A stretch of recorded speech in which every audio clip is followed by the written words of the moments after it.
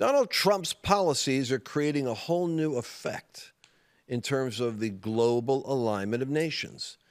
I've said for years, and I believe I'm correct, that there are sheep and goat nation formations that are happening. Sovereign nations are the sheep nations. That is those nations that are not easily assimilated into the one world beast system that Davos wants to create, China wants to create, and the vision of the caliphate, the Muslim domination of their territory wants to create. And something resists. That's the American idea of the sovereignty of nations.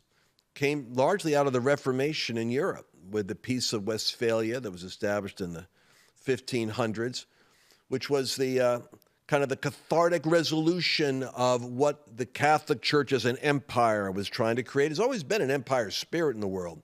One ring to rule them all. Alexander the Great wanted it. Julius Caesar wanted it. It's always been an aspiration. And the United States has been protected from that. Now the left comes along and wants to create that in the United States and collapse the United States into that beast system.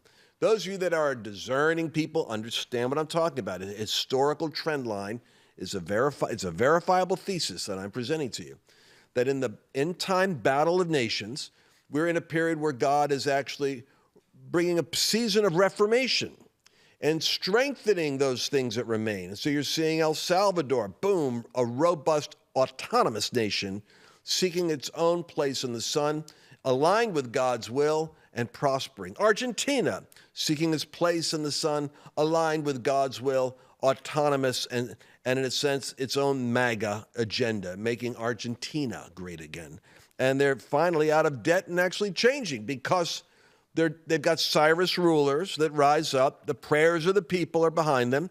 This is an exciting day to be alive if you have the Wall Now worldview, because these things do fit. It takes a while to get it, but if you've been listening to me for years, all this stuff is kind of coming together.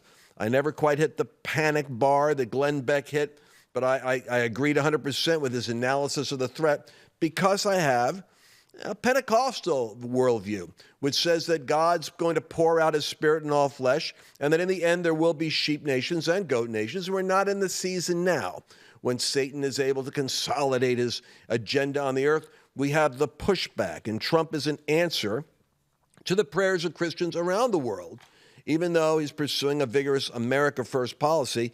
When America's strong, behold how the other nations don't cannibalize each other so easily.